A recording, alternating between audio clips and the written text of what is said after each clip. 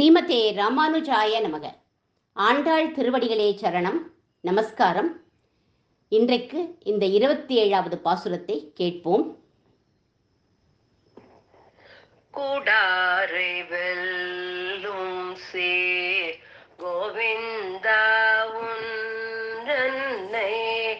பாடி பறை கொண்டு யாம் பெரும் சம்மானம் நாடு புகழும் பரிசினால் நன்றாக சூடகமே தோள்வளையே தோடே செவி பூவே பாடகமையனைய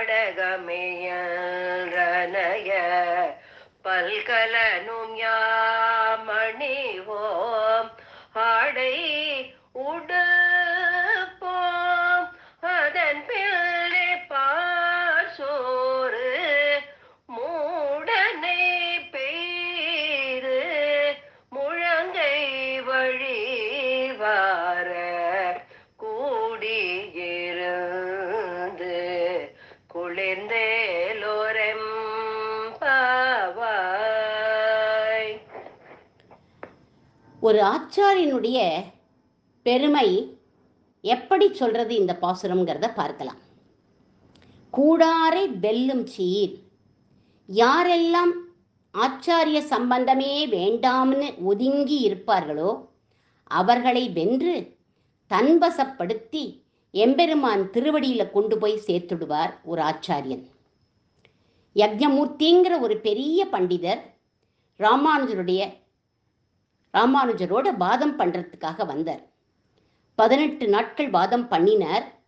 ராமானுஜர் அவரை வீழ்த்தல, அவரோட உள்ளத்தை கவர்ந்துட்டார். அவர் ராமானுஜருடைய சிஷ்யராகி அருளாளப் பெருமாள் எம்பெருமானார்னு ஸ்ரீ வைஷ்ணவ சம்பிரதாயத்துக்கு ஆச்சாரியனாகி ஞானசாரம் பிரமேயசாரம்னு 2 கிரந்தங்களை வழங்கினர்.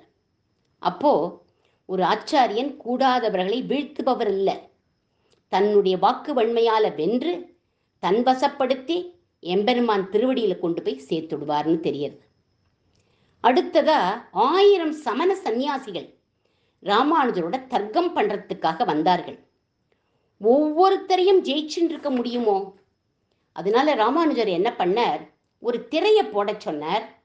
திரைக்கு அந்த பக்கம் உட்காண்டு தன்னுடைய ஆதிசேஷ ரூபமான சகசிர பணங்களோட 1000 முகத்தோட ஒரே சமயத்துல 1000 பேர்களும் கேட்ட 1000 கேள்விகளுக்கும் ஒரே சமயத்துல பதில் சொன்னார்.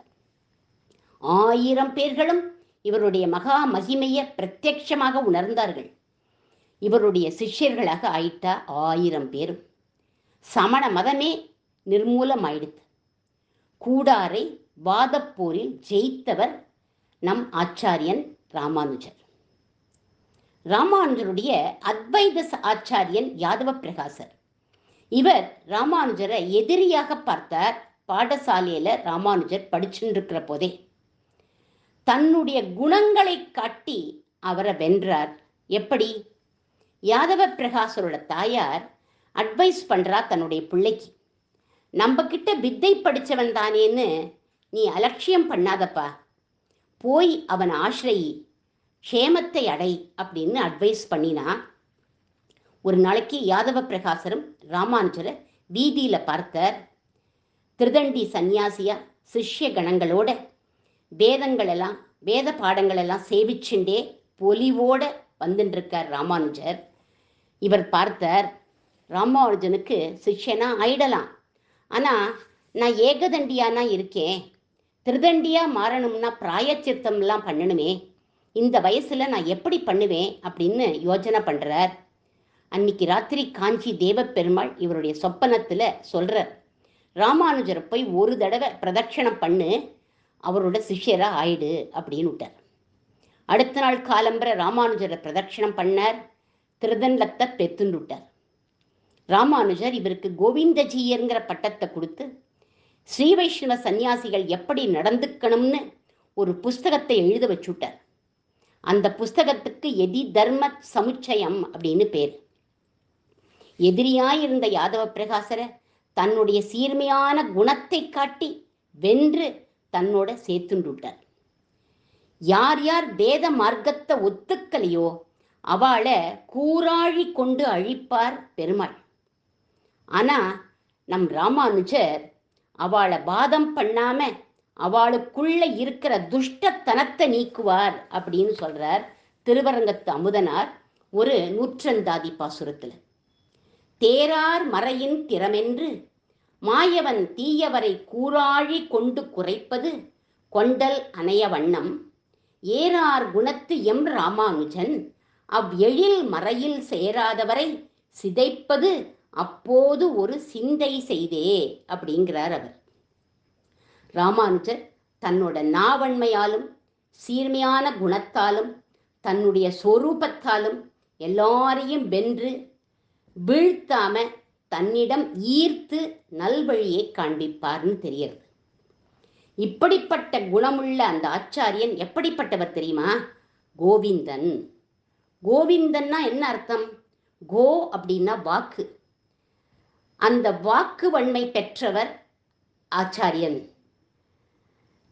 அது எப்படி அவளுக்கு வந்ததுன்னா ஆச்சாரியனுக்கு கைங்கரியம் பண்ணி வந்தது அப்படிங்கிறார்கள்.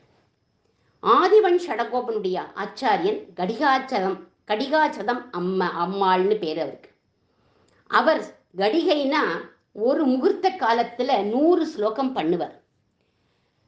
நடாதூர் அம்மாள் வழியில வந்தவர் இவர். இவர் ஒரு ஸ்லோகம் சாதிக்கிறார். அநாராதித்ய காலேம் அனாஸ்பாத்ய டோலீம் பினா மந்திர தந்திரைஹி ருதே சப்த சூர்யாத் பிரபஞ்ச பிரசித்த பிரபந்த பிரவர்த விரிஞ்ச பிரபஞ்சே மதன்ய கவிக்கஹ. இதுல சொல்றார், கவிகளுக்கே உரிய சாத்வீக அகங்காரத்தோட இதுல சொல்றார். என்ன சொல்றார்? என்ன போல கவி பாடுபவன் லோகத்துல கிடையாதுங்கிறார். இது சாத்வீக அகங்காரம். ஏன்னா நான் ஒரு காளியை ஆராதனம் பண்ணியோ, ஒரு காளிங்கிற அந்த பகவான் அந்த தேவதையை ஆராதனம் பண்ணியோ, இல்லை ஒரு கௌரிக்கு பூஜை பண்ணியோ இந்த வாக்கு வன்மையை வாங்கிக்கல. ஒரே நாளில் வித்யாபதி உனக்கு பேசும் தன்மையை கொடுத்துட்டோம் அப்படின்னு எனக்கு யாரும் கொடுக்கவும் இல்லை. மந்திர தந்திரத்தினாலையும் நான் இதை பெறலை, என்னோட முயற்சியாலையும் நான் பெறலை, எந்த ஒரு உபாசனையும் நான் பண்ணலை. ஒரே நாளில் யாரும் எனக்கு எதுவும் தரலை. நான் என்னுடைய ஆச்சாரியனுக்கு கைங்கரியம் பண்ணி பண்ணி அவருடைய அனுகிரகத்தினால வந்த வாக்குவன்மை இது. இதை யாராலையும் அசைக்க முடியாது அப்படிங்கிற இந்த கடிகாச்சதம் அம்மாள். அதுதான் கோவிந்தன். உந்தன்னை பாடிப்பறை கொண்டு யாம்பெரு சம்மானம். ஒரு ஆச்சாரியன் மூலமா நம்ம என்ன சம்பாவனை பெற்றுக்கிறோமோ அதை நாடு புகழும் பரிசினால் அந்த சம்பாவனையை பெற்றுக்கிறதுக்கு முன்னாடி ஆச்சாரியரின் புகழ நாம பாடணும். நாடே புகழற மாதிரி நாம அவரை கொண்டாடணும். குரும் பிரகாசையே தீமான் மந்திரம் யத்னேன ஓபயேத்துன்னு சொல்லியிருக்கு. ஆச்சாரியனை பற்றி புகழ்ந்து நம்ம பேசணும்.